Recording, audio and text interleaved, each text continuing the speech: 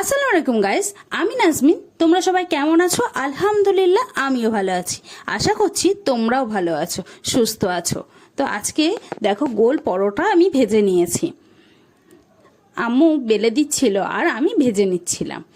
দেখো, আর তার সঙ্গে হয়েছিল চিকেন। তো আজকে সবজি ছিল না, তাই চিকেনই আনতে দিয়েছিল আম্মু। তো সকাল সকাল রান্না হয়ে গেছে যেহেতু, আর পরোটা খেতে ইচ্ছে হচ্ছিল, তো পরোটা দিয়েই খাওয়া দাওয়া শুরু করেছিলাম। ব্যাপারটা কিন্তু বেশ জমে উঠেছে সকাল সকাল। সাধারণত সকাল সকাল পরোটা হয় না, রুটি হয়। তো পরোটা দেখে তো সবাই খুশি। খুশি বলতে আমি আর আমার ভাই খুশি বেশি। তো এটা দিয়ে আমি ব্রেকফাস্ট কমপ্লিট করছিলাম। দেখো, এইভাবেই আমি ব্রেকফাস্টটা কমপ্লিট করে নিচ্ছিলাম।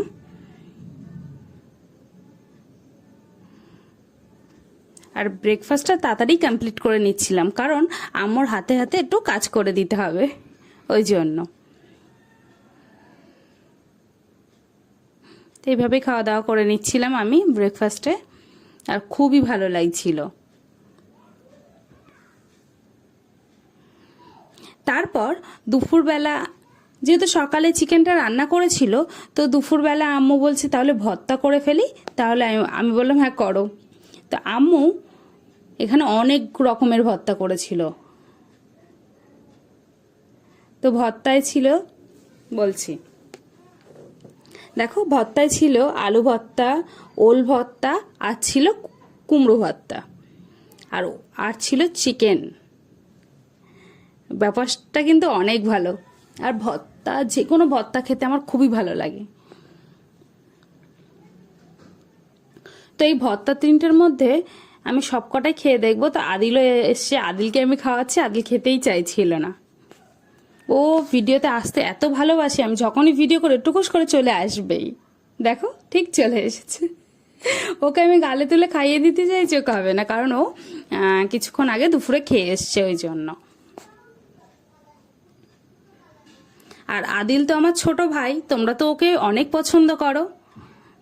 আমার খুবই ভালো লাগে তোমরা যখন ওকে খুব ভালোবাসা দাও। আমি ওর মুখের কাছে নিয়ে যাচ্ছি, বলছে না আমি খেয়ে এসছি। তো এইভাবেই আমি খাওয়া দাওয়া করে নিচ্ছিলাম দুপুরবেলা। তো আমার সব থেকে বেশি ভালো লেগেছে হচ্ছে ওল ভর্তাটা। কুমড়ো ভর্তাটাও ভালো লেগেছে, কিন্তু ওল ভর্তাটা সিজনের এই প্রথম ওল ভর্তা করলে এই বছরে। তো আমার কাছে এই জন্য বেশি ভালো লাগছিল। আমি দুপুরবেলা খাওয়া দাওয়া করে নিচ্ছিলাম। আর আমার সব থেকে বেশি ভালো লেগেছে ওল ভর্তা, তোমাদেরকে আগেই তো বললাম, বেশ ভালো লেগেছিল।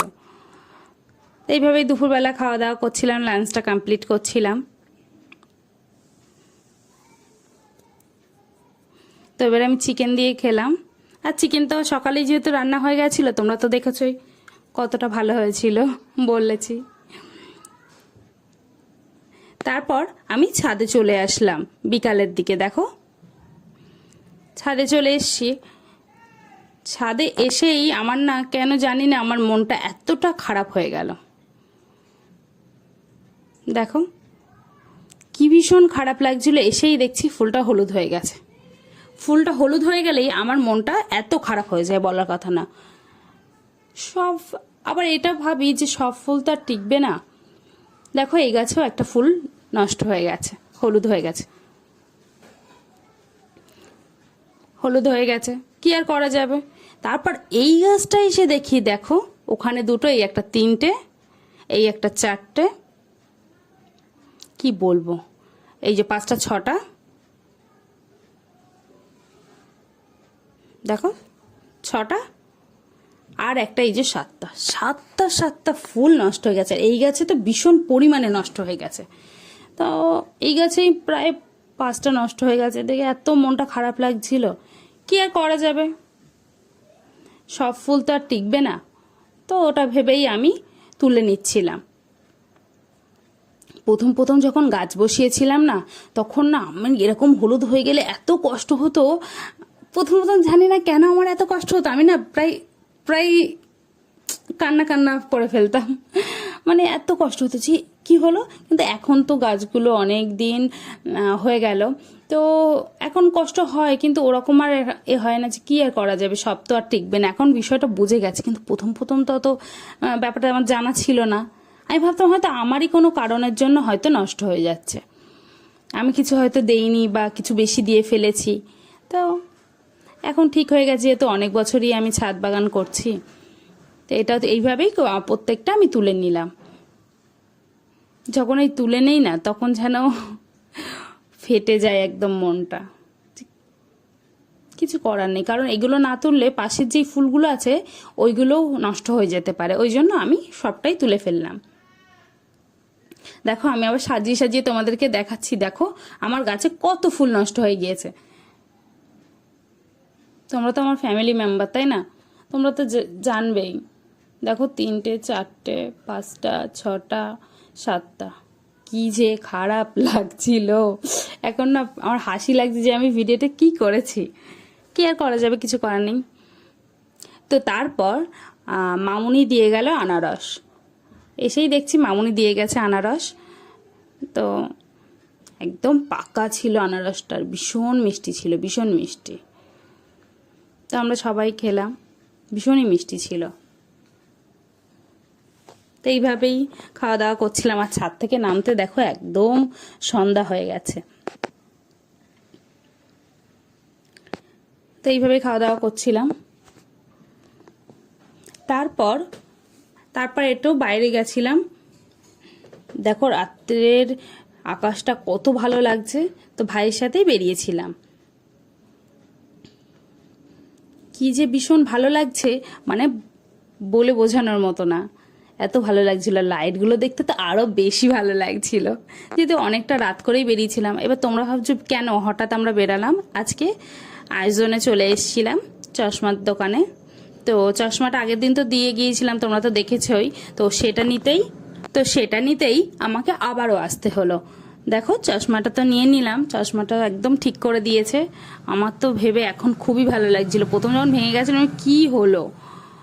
তারপর এটা ঠিক করিয়ে নিয়ে আবার একটু এগিয়ে এসছি, ব্যাগের দোকানের দিকে আসছি। আর রাস্তাটা একদম খালি ছিল, তেমন একটা ভিড় ছিল না। তো ভাইয়ের যেহেতু আসলে আমরা ব্যাগের দোকানে যাচ্ছি, ভাইয়ের ব্যাগ কিনতে হবে। এই ব্যাগের দোকান থেকেই আমরা কিনি সব সময়, যেহেতু নতুন কলেজে উঠেছে তো ব্যাগ তো লাগবেই, তাই না?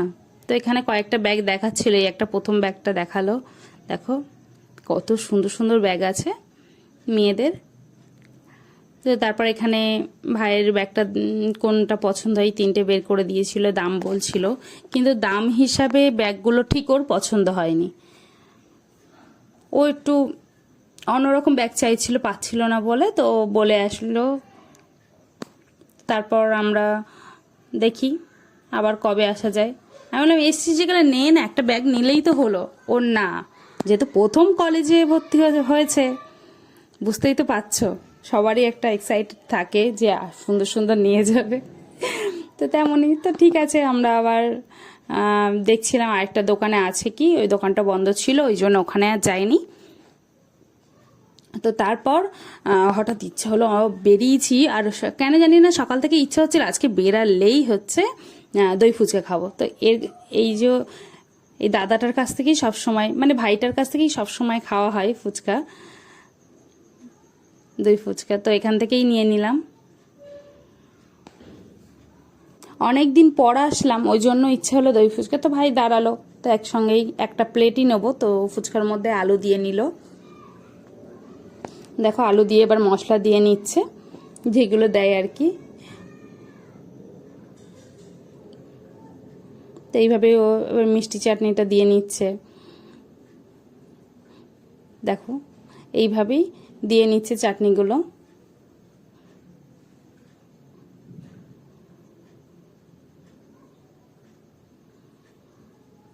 তো এইভাবেই সাজিয়ে নিচ্ছে। তো তারপর এবার দই দিয়ে দেবে সবগুলোতে। আর দই ফুচকা খুবই ভালো লাগে কিন্তু। আবারই মশলাগুলো দিয়ে নিল, লবণ টবণ। তারপর এবার দেখো এই ঝুরি ভাজা মতো দিয়ে নিচ্ছে, এইভাবেই সাজিয়ে নিচ্ছিল। তারপর ধনেপাতা দিয়ে দিল, বাদাম দিয়ে নিল। এইভাবেই দিয়ে দিয়ে আমাকে দিয়ে দিল। দেখো প্লেটটা দেখতে কতটা সুন্দর লাগছে। তো আমাকে বলছিল যে কেমন হয়েছে অবশ্যই জানাতে। তা আমি নিয়ে নিলাম, এত ভালো লাগছিল। তো আমি নিয়ে ভাইকে ধরিয়ে দিয়েছি। তো ওখান থেকে এবার আমি খাবো, খেয়ে দেখবো যে কেমন হয়েছে।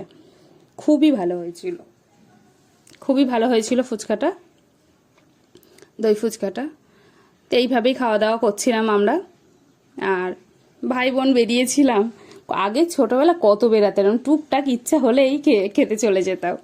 এখন তো তেমন একটা হয়ে ওঠে না। তো আমার ভিডিও যারা দেখছো অবশ্যই সাবস্ক্রাইব করো, লাইক করো, কমেন্ট করো, শেয়ার করো। নেক্সট ভিডিও দেখা হবে।